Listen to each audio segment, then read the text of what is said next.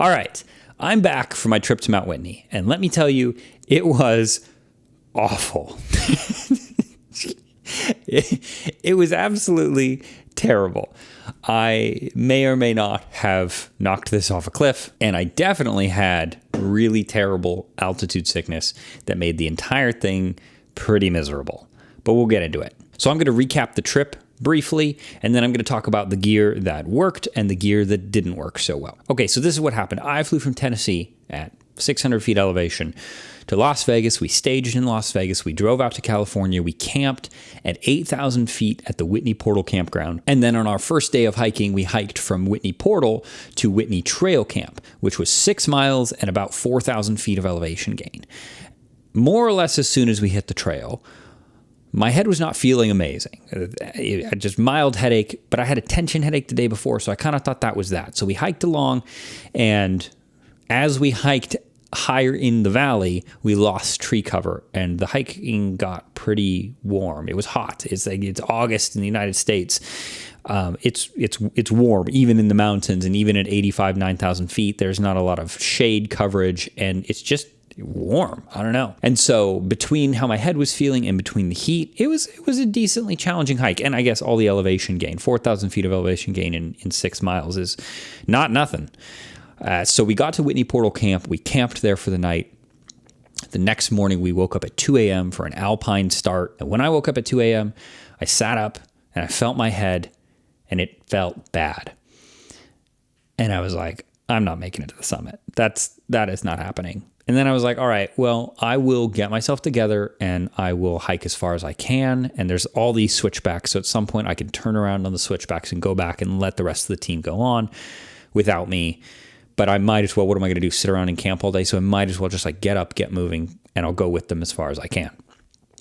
And so we started hiking, and maybe an hour in, my head more or less cleared up. So we came up all these switchbacks and gained, it was 13.6, maybe something like that. I don't remember what it was, 13 something, all these switchbacks, and we get to the top, and that's Trail Crest. And at Trail Crest, we then sort of weave our way behind the peaks of the mountains that's visible from the valley below on these very cool, narrow trails way high in the mountains. And then we made our way, and actually I did end up making the summit. We made the summit around 8 a.m., which was at 14,508 feet. We spent a little time up there, had a good time celebrating making it to the top, and then headed back down. And then as we started to head down, my head started to get worse. Now, my body felt fine. My legs, my muscles, my heart, that stuff was fine.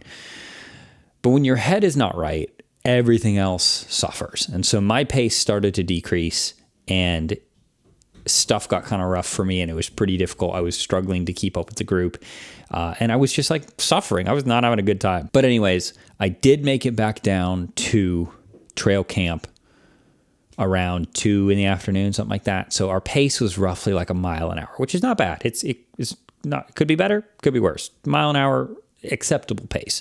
So we make it back to trail camp, and I'm like not doing so great. I'm very slow moving. Everything hurts. Moving around doesn't feel very good, but I slowly plod through the rest of the day and do the kind of stuff that you got to do. And come dinner time, I ate, and I'm like, you know what? You guys stay up celebrating, do your thing. I'm just going to go to bed early. I'm going to sleep this off, and I'll wake up in the morning feeling better. So the next morning, I wake up, and I sit up, and I am not feeling better. In fact, I am feeling so much worse. And I slowly start to get up and do the things that I'm doing, and it gets worse and worse and worse, to the point where the rest of the team knows I'm not doing well, and they're bringing me warm liquids and all this stuff, and they've got me in a comfy spot, staying warm.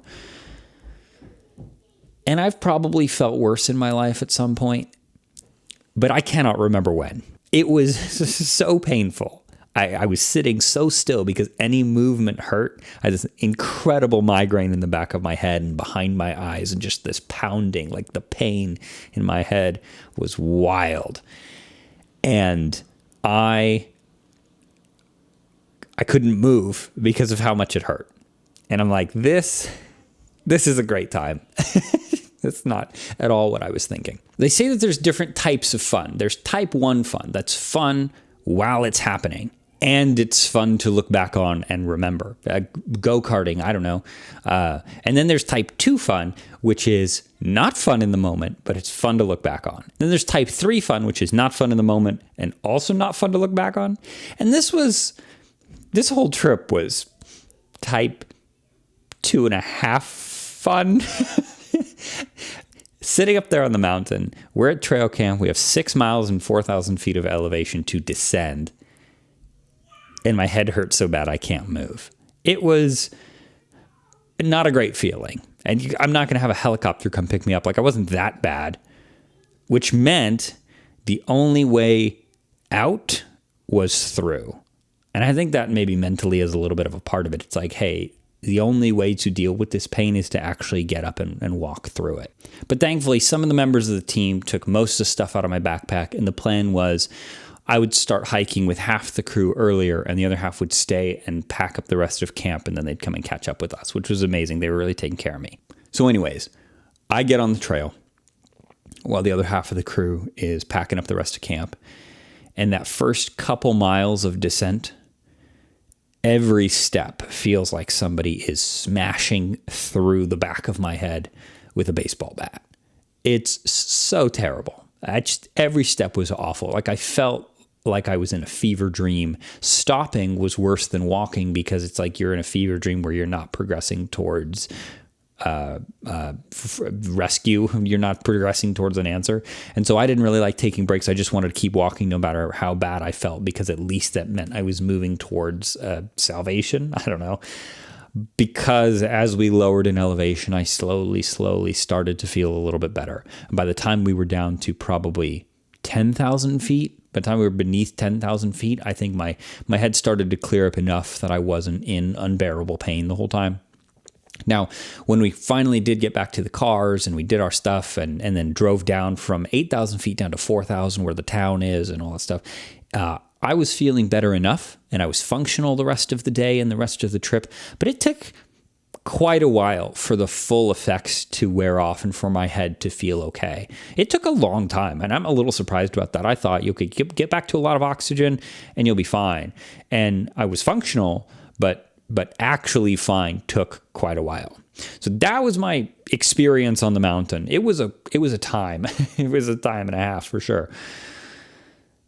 And that said, I learned some lessons on videography and working with this system here with the anamorphic lens and open gate and all that stuff. And I'm going to do another video on just that, about the lens and camera and combo and some of the stuff that I learned and what I would do different and how I want to optimize my use of the incredible image that comes out of this setup. But that's going to be in a separate video, so I'm only going to touch on it briefly here. I'm not going to talk about the optics now in the video and all that stuff. What I will talk about is the durability, because there was one point on the trip where I was really rushing. I was stressed. I'm not feeling great, and I wanted to capture this footage, and it was golden hour, and we're working our way up these switchbacks, and I felt like I was holding the team back and like moving too slow for them because I kept stopping to grab footage and all that stuff. And I was rushing, and I made the most rookie mistake.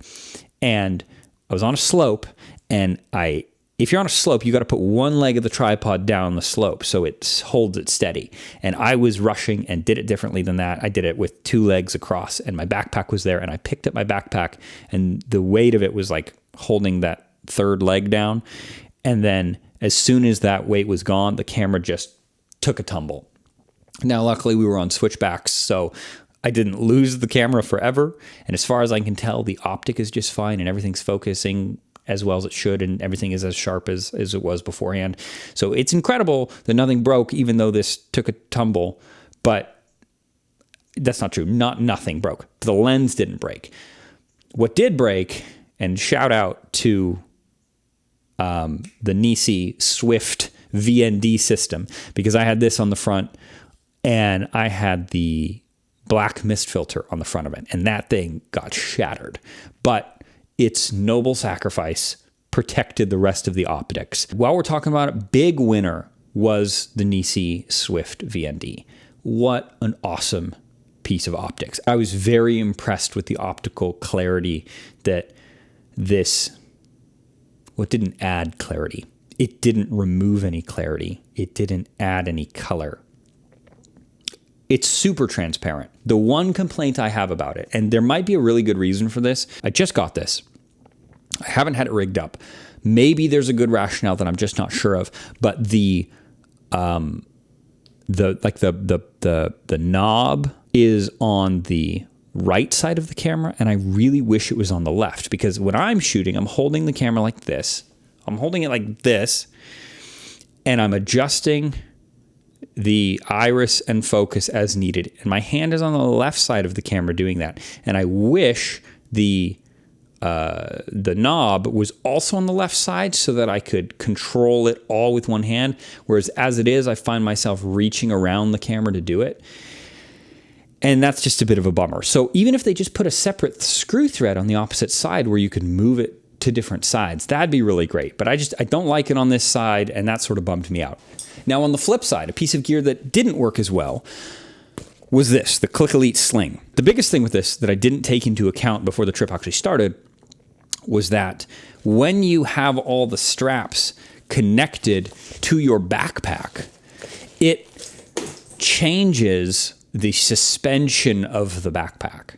And I didn't account for that properly, and I ran into some problems where it was really creating some pressure points. Now, more refinement would have fixed this, but I wasn't in the headspace physically to be doing those refinements to make everything fit perfectly. There was a lot going on, and we're hiking for miles, and I didn't think I needed it. That's the thing is, after this trip, I don't know that I needed that. And so if I really did need it, then yeah, you make the adjustments necessary and you adapt and whatever. But I don't think I needed it. Every other person I saw on the trail also had a camera clipped right here with some plate similar to the Falcam, if not the Falcam plate. And that probably would have done the trick, or just a Ziploc if it started raining. I don't know. I don't think that was necessary. I think it was overkill, and I could have saved the weight by not having it. One of the other big winners was the Falcam plates and the monopod / trekking pole. Now, I had a lesson learned from this. I learned that I had some issues with the stabilization of the camera. Again, I'll talk about that in the next video. But the Falcam plates and that part of the process is super seamless. I loved being able to just clip it here to being to go clip it on the monopod. The lesson learned for me was I was trekking with 2 trekking poles, which you typically do when you're doing backpacking like this, because it gives you more points of contact on steep surfaces, and it just allows you to engage more muscles in the process of climbing up a mountain. And so it's really good that way. But for me, with my priority on capturing video, or my desire to do that, what I ended up doing partway through the trip, and I wish I'd done sooner, is I packed up one of the trekking poles. So I only had one, the one with the plate.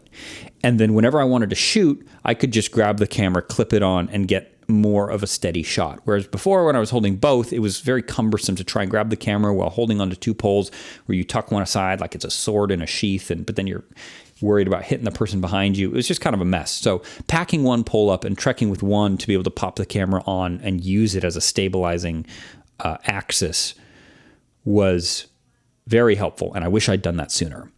Okay, what else? It's all I can think of at the moment. Yeah, I mean, that's the gear that I talked about. That's kind of how the trip went. Like I said, I'll do another video about the whole camera setup and the lens and all that in more detail, because I don't have any footage in the can. I don't have any videos lined up because I started this YouTube channel kind of on a whim a couple of weeks ago. So there are no videos in the can. So I need to milk this content for as long as I can. And one day I will grow up and be a big boy and use scripts. But it is not this day. The next video will probably be about this. Like I said, there's no videos in the can. You're going to get another video when I make another video. And one day I will have a consistent upload schedule and scripts and an intro and all the stuff that YouTube channels have. But until then, I'm out of here.